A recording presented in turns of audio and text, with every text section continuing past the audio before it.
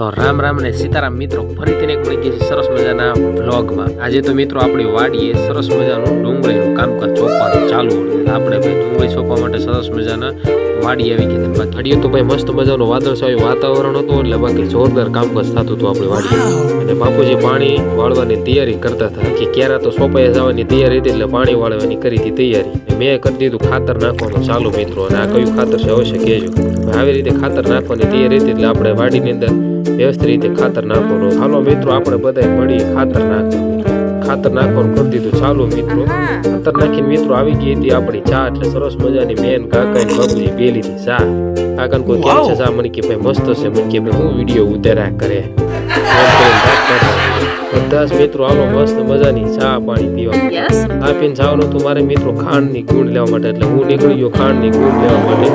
ભાઈ જોરદાર આપણે ભાઈ ગાડી લઈને નીકળી ગયા ખાંડની ગુણ લેવા માટે। ફાઇનલી મિત્રો આપણે પહોંચી ગયા છીએ દુકાને। આ ભાઈની સરસ મજાની દુકાન છે ભાઈ, આવજો બધા દુકાને ખાંડ બાંડ ને એવું લેવા। બધી જ પ્રકારના ખાંડ આ દુકાને ભાઈ મળે છે। એડ્રેસ કહી દઉં, દિહોર ગામ, સમઢિયાળા રોડ। લોકો આવજો ભાઈ ખાંડ લેવા। ખાંડ લઈને સીધો મિત્રો પહોંચી ગયો વાડીએ, કારણ કે ભાઈ ડુંગળી છે એટલે સોંપવાનું કામ હતું, એટલે વાડીએ આપણે પાછું જવું પડે। સરસ મજાનું ડુંગળી સોંપવાનું કામ કરી દીધું હતું ચાલુ। બધાએ બોલાવી દીધી હતી બાકાજી।